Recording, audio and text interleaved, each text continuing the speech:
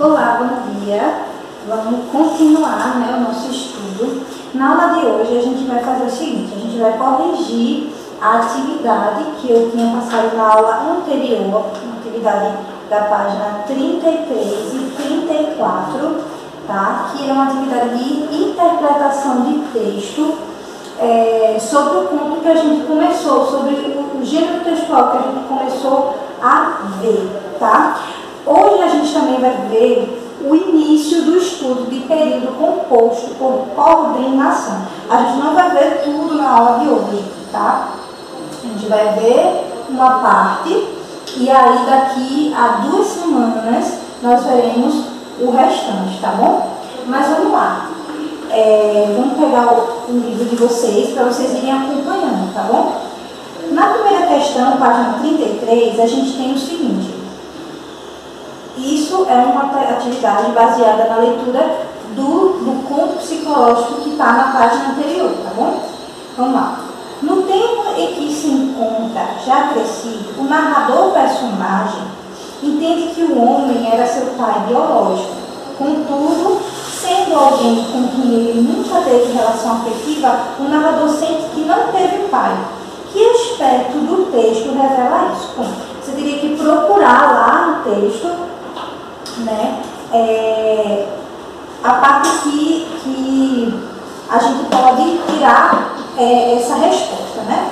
E aí, o que a gente poderia compreender, né? O narrador chama de pai o homem durante todo o texto, né? E o fato de o narrador afirmar que não compreende o significado da palavra pai, né? O papai, como ele utiliza, tá? Ele tem esse estranhamento, né? Então, se a gente procurar lá, a gente vai achar que ele dizendo isso, que ele não sabe o que significa direito essa palavra, justamente por conta desse afastamento dos dois, tá? Segunda questão. Como já vimos, né, em literatura, o texto é algo maleável, que serve aos propósitos do autor. Tá? No texto Dia das Trevas, que foi o texto que vocês leram, o narrador personagem relembra um fato que aconteceu várias vezes em sua infância. Como esse fato é representado e qual a relação disso com o título do texto? Vejam que essa questão, ele está sempre evocando a questão do narrador, né? O narrador enquanto personagem, aquele tipo de narrador, dos tipos que a gente estudou, o narrador personagem, que é aquele que participa da história, né? E aí o fato, né, que pode ser, que a gente pode tirar, dele ser representado como se acontecesse sempre do mesmo jeito, né? O personagem tem essa impressão, como se fosse um único dia que se repete constantemente, né? E por isso que o título do texto está no singular. Era o dia em que o homem branco visitava a mãe do narrador personagem e ficava até tarde no quarto com ela, enquanto o narrador ficava no escuro, né, nas trevas. Então, se você respondeu assim, você acertou essa questão, tá? Terceira questão diz o seguinte. Narrativas desse tipo frequentemente atribuem um valor simbólico a elementos do texto, explorando sentidos que vão além do seu significado cotidiano, que foi o que a gente viu, né? Às vezes o conto psicológico traz esses elementos do cotidiano, aquilo que é corriqueiro, tá? Pensando nisso, você acha que para o narrador as trevas eram apenas a falta de luz? E aí ele pede que a gente justifique a nossa resposta, né? Mas a gente pode perceber o quê? Que não, que havia uma espécie de metáfora ali por trás, né? Que a falta de luz para ele representava um pouco mais, como solidão, medo, miséria, abandono e por aí vai, tá bom? E essa falta, essa ausência, né, do pai, tá? Quarta questão. Na parte final do texto, o narrador dá pistas de que era filho de um relacionamento extraconjugal, ou seja, fora o casamento. O autor faz uso de 3 orações para retomar essa ideia e reforçá-la. Né? Quais são essas orações? A gente tem. Ela novamente dava à luz aquelas palavras bastardas, né? A gente pega aí principalmente essa palavra bastarda, que vai retratar essa questão do filho que é de fora, que não é ali dentro da relação. Ele tem outra família, meu filho, é uma outra oração que deixa isso bem evidente. E aqueles cabelos que não eram filhos da boca com o coração, ou seja, também remete àquilo que é externo, né? Aquilo que não faz parte ali daquela relação, da relação matrimonial, no caso. Quinta questão. Assim como em outros textos que estudamos, há uma personagem que vive um conflito pessoal. A mãe encontra-se dividida. A frase abaixo, retirada do texto, ilustra essa divisão. Analise-a e responda. Qual era o conflito da mãe? Você acha que ela sofria com isso? Por quê? E a gente tem a oração lá, né, que diz assim: enternecida pela sua solitária condição, não apenas de mãe, mas de mulher, ela me abraçava. E aí, também uma resposta pessoal que vocês vão ter que, baseada na leitura que vocês fizeram, na compreensão de texto que vocês têm, na compreensão, visão de mundo também, vocês vão responder. Mas é interessante perceber que esse conflito, né, era entre sua condição de mulher e de mãe, né? A gente espera que vocês consigam compreender isso, né? Essa divisão entre o amor pelo filho e o amor por outro homem, né? Pelo homem, né? Que é o amado. Tá bom? Sexta questão. Como vimos nos contos psicológicos, há pelo menos 2 histórias entrelaçadas. Tá? Uma exterior e uma interior.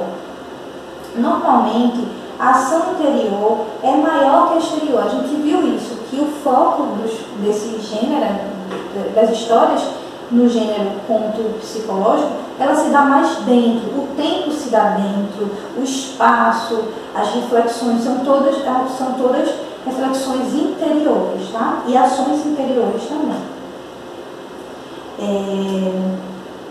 Normalmente a ação interior é maior que a exterior, adquirindo, portanto, mais profundidade e relevo ao longo do texto. Assim, o conflito psicológico sobressai em relação aos fatos exteriores. Pensando nisso, releia o conto e, em seguida, responda às questões propostas.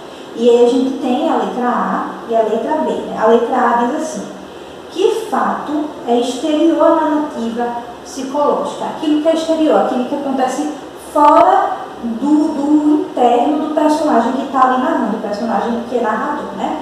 A visita do pai. A visita do pai é esse fato exterior, tá bom? E a letra B pede que a gente indique, né, qual é o efeito psicológico que esse fato desperta no narrador. A gente percebe que ele começa a pensar a partir disso, né? A pensar e a refletir sobre sentimentos de abandono e de angústia, tá? Então essa foi a atividade da aula passada. E aí, o que é que nós temos, né? Como eu disse, nós vamos trabalhar nessa aula as orações coordenadas, certo? Período composto por coordenação. A gente estudou, né, há umas 2 aulas, o que era frase, o que era oração e o que era período. E a gente viu que o período simples é composto por uma oração, né? E a oração é aquela que tem o verbo, né, como principal, digamos assim, como núcleo, tá? E a gente viu que o período composto é aquele que tem 2 ou mais orações, tá bom? E aí, quando a gente vai estudar os períodos compostos, né, simples tem uma só oração, e os compostos têm mais. Quando a gente vai estudar período composto, a gente compreende que há dois tipos de período composto, que a gente chama de período composto por coordenação e período composto por subordinação. Nessa aula, a gente vai começar o estudo dos períodos compostos por coordenação, tá? E a gente vai avançando aos pouquinhos, tá bom? É composto porque contém mais de uma oração, né? Como a gente viu. E aí, o que a gente compreende, né, gente? Que eu vou até pegar aqui o exemplo que tem mesmo no livro de vocês, tá? Ele pega um exemplo daquele texto que a gente leu antes mesmo, né, desse período de quarentena, que foi Trabalhadores do Brasil, tá? E aí, se você acompanhar comigo, né, na página 13, ele pega esse período, né, que é composto por 4 orações, tá bom? E como é que a gente sabe onde termina cada um, né? Cada um vai ter como marca aí um verbo. Então a gente tem o primeiro, a mulher permaneceu sentada no tamborete. O segundo, observou por um momento o vendedor de agulhas.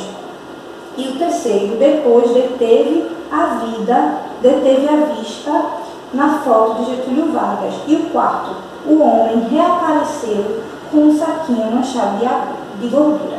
A gente tem na primeira, o verbo permaneceu, na segunda, observou, na terceira, deteve e na quarta, reapareceu. Percebam que cada uma dessas orações, elas possuem um sentido próprio, elas são independentes, certo? Mas quando elas são unidas, né, elas desenvolvem no texto uma espécie de ritmo, né, e que não é quebrado. Mas percebam que se a gente isola cada uma delas, como o texto, o livro aqui isola, a gente percebe que cada uma é independente, certo? Por isso que a gente chama de coordenação, que uma se interliga à outra, mas cada uma tem o seu sentido independente, tá bom? E elas sequenciam fatos no texto, organizam também esses fatos no texto, tá? A gente pode dizer que é por coordenação porque ela não funciona nem como sujeito, nem como objeto direto, nem como complemento nominal de outra oração, tá bom? E aí a gente percebe que, nesse caso, elas não são unidas entre si por nenhuma conjunção, tá? O que faz delas, que a gente vai chamar de orações coordenadas assindéticas. Elas não possuem conjunções. Conjunções seriam o quê? E, nem, mais, tá? E por aí vai. Quando ela for coordenada e possuir uma conjunção, como foi o exemplo que eu coloquei aqui, ó, o homem tirou uma nota do bolso de dentro do paletó. E, veja, aqui a gente tem um período, tá? Que a gente tem uma oração, na verdade, unido por uma conjunção, ó, e outra oração, tá vendo? Temos duas orações, ó. O marco é aqui, o i que interliga as duas, tá bom? E aí a gente tem dessa forma um período composto, tá? Então, para fixar bem aqui, composto tem mais de uma oração, duas ou mais, né? Quando elas são ligadas sem uma conjunção, que é o caso desse primeiro exemplo que eles dão aqui, a gente chama de oração coordenada assindética. E quando ela tem uma conjunção, como foi o exemplo que eu coloquei aqui, a gente chama de orações coordenadas sindéticas, tá? A gente vai parar aqui, mas esse assunto ainda tem mais coisas desse assunto para ver, que vai ficar para uma próxima aula. Por enquanto, vocês estudem isso aqui, basicamente a página 13 e a página 14. 14, tá? Vocês vão ter como atividade,